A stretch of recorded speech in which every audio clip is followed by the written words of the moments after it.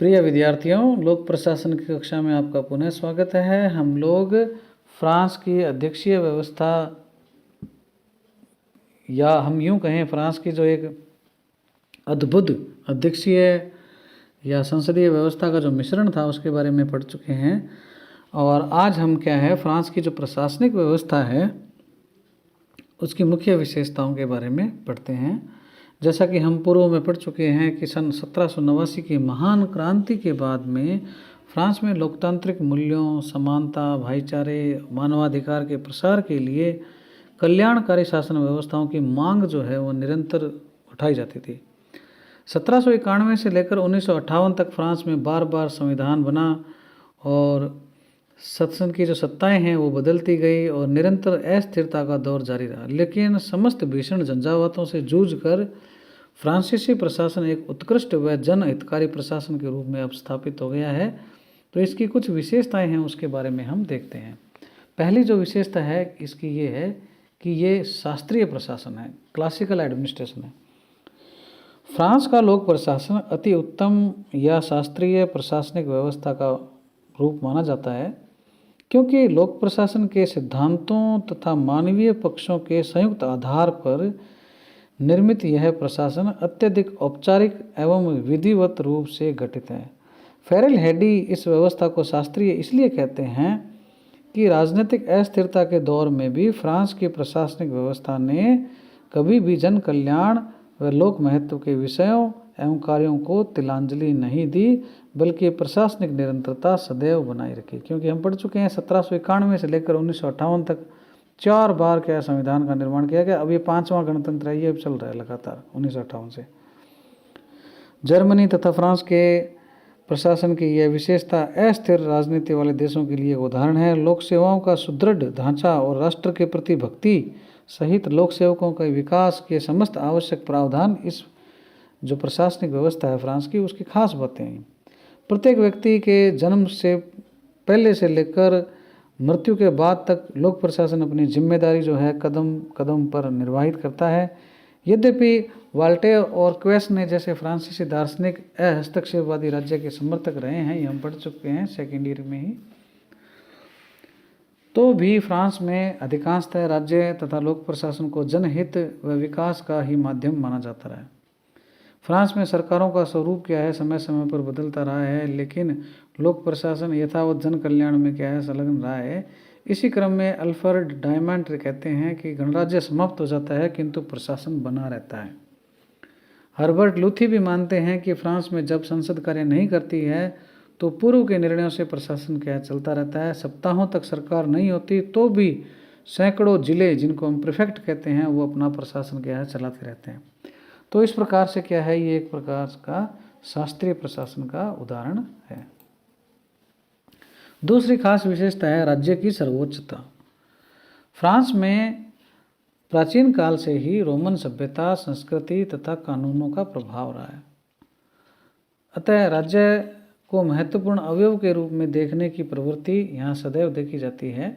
राज्य के द्वारा बनाए गए जो कानून हैं, नियम हैं, प्रशासनिक व्यवस्था के लिए क्या है वो मार्गदर्शन का काम करते हैं।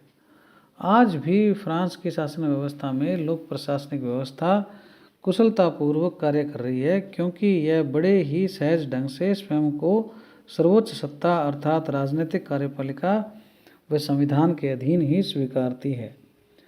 सरकार राज्य का एक आवश्यक अंग होती है तथा प्रशासन सरकार के कार्यों का संचालन का एक माध्यम है। स्थायित्व के बावजूद भी लोक प्रशासन के अधिकारियों ने कभी भी राजनीतिक अस्थिरता का दुरुपयोग नहीं किया, क्योंकि इनके लिए क्या है, राज्य ही सर्वोच्च है। अगली जो खास बात है वो है केंद्रीकृत प्रशासन। फ्रांस का लोक प्रशासन प्राचीन काल से ही केंद्रीकरण की प्रवृत्ति से युक्त रहा है।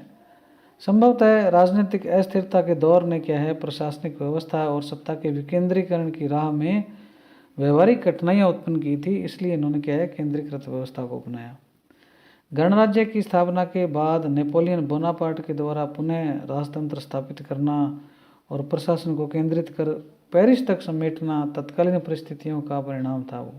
लेकिन आज भी क्या है प्रशासनिक कार्यक्रम जो है वो केंद्रीकृत बना हुआ है। था तो तात्कालिक परिस्थितियों के अनुरूप, लेकिन आज भी चल रहा है।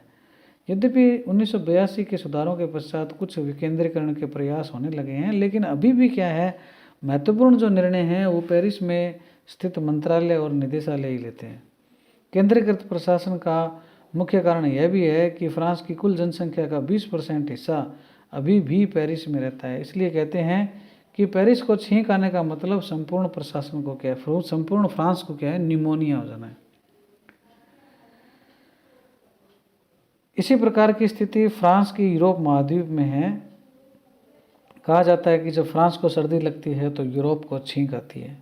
वास्तव में फ्रांस में शक्तियों का बंटवारा नहीं बल्कि कार्यों का विकेंद्रीकरण किया हुआ है। शक्तियां तो सारी आज भी पेरिस में ही केंद्रित है। ये इसकी भी क्या कि केंद्रीकृत प्रशासन खास व्यवस्था है। इसके बाद में आता है एकात्मक शासन। ब्रिटेन की तरह फ्रांस में भी क्या है, शासन एक स्तरीय है, अर्थात संपूर्ण देश की एक ही विधायिका तथा सरकार होती है। फ्रांस या अमेरिका की तरह यहाँ राज्य सरकारों का अस्तित्व नहीं है। यद्यपि फ्रांस को प्रादेशिक क्षेत्रों में बांटा गया है, लेकिन ऐसा प्रशासनिक सुविधा के लिए है, न कि शासन की दोहरी इकाइयों के लिए। प्रादेशिक क्षेत्रों को क्या है, डिपार्टमेंट्स में विभक्त किया जाता है। वो जिलों के इक्वल है, जहाँ प्रीफेक्ट नामक अधिकारी, जैसे अपने यहाँ जिला कलेक्टर होते हैं, वहाँ पर क्या है, प्रीफेक्ट होते हैं। जो प्रीफेक्ट नामक अधिकारी है वो सारे कार्यों को संपादित करता है और पूरे देश में एक जैसा सामान्य व प्रशासकीय कानून तथा व्यवस्था लागू रहती है, जो मूलतः राष्ट्रीय एकता में क्या है, वृद्धि करती है। इसके पश्चात आता है अगली विशेषता, प्रशासकीय एवं विस्तृत कार्य क्षेत्र। वर्तमान विश्व की ज़्यादातर देशों में लोक कल्याणकारी राज्य प्रवर्तित है, ये हम जानते हैं। और वास्तव में लोक कल्याणकारी राज्य तथा प्रशासकीय राज्य में कोई ज़्यादा अंतर नहीं होता। गार्नर कहते हैं कि राज्य की इच्छाओं की पूर्ति जिस संगठन द्वारा होती है उसका नाम क्या है, सरकार। और सरकार के 3 अंग होते हैं, कार्यपालिका, विधायिका, न्यायपालिका, ये हम पढ़ चुके हैं। और ये जो तीनों अंग हैं उनमें जब नागरिकों के कार्य व इच्छाएँ मुख्यतः कार्यपालिका के द्वारा पूरी होने लगे और प्रशासन इसका माध्यम बन जाए तो वो राज्य क्या कहलाएगा, प्रशासकीय राज्य ही कहलाएगा। फ्रांस में कार्यपालिका की भूमिका बढ़ रही है, लोक सेवाओं का विस्तार हो रहा है, विशेषज्ञता में वृद्धि हो रही है, नौकरशाही जो है उसकी जन मान्यता है, जनता में मान्यता है। ये ऐसे कारक हैं जो लोक कल्याण, जनता के विकास, जन विकास और सार्वजनिक व्यवस्था में प्रशासनिक तंत्र की भूमिका को क्या है, बढ़ाते हैं।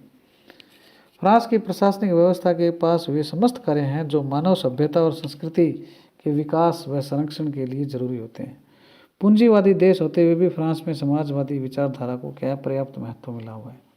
तो ये क्या है, उसका विस्तृत कार्य क्षेत्र है प्रशासनिक व्यवस्था में। इसके पश्चात यहाँ स्वच्छ, स्थायी व कुशल प्रशासन है। फ्रांस की जो प्रशासनिक व्यवस्था है साफ सुथरी है, अनुशासित है, राष्ट्रीय हितों के प्रतिबद्ध है। अमेरिका के तरह वहाँ लूट प्रणाली का व्यापक प्रचलन फ्रांस में कभी नहीं रहा। भ्रष्टाचार, रिश्वत, लापरवाही, अकर्मण्यता के उदाहरण जो हैं फ्रांसीसी प्रशासन में बहुत कम देखने को मिलते हैं। प्रशासनिक अनियमितताओं के कारण उत्पन्न होने वाले विवाद या जन शिकायतों की सुनवाई के लिए प्रशासनिक न्यायालय इसलिए स्थापित किए गए हैं ताकि क्या है, सामान्य न्यायालयों की जो लंबी और जटिल प्रक्रियाएं जो हैं उनसे क्या उनको छुटकारा मिल सके। यहाँ वहाँ पे क्या है, प्रशासनिक न्यायालय है। जैसे अपने सामान्य न्यायालय, वहाँ पे क्या है, सामान्य न्यायालय तो हैं ही हैं, इसके अलावा प्रशासनिक न्यायालय हैं। प्रशासनिक अधिकारी चौकस रहकर भी कार्य करते हैं और 1978 से वहाँ क्या है, सूचना का अधिकार नागरिकों को प्राप्त है। हमारे यहाँ 2005 में आया SDEG,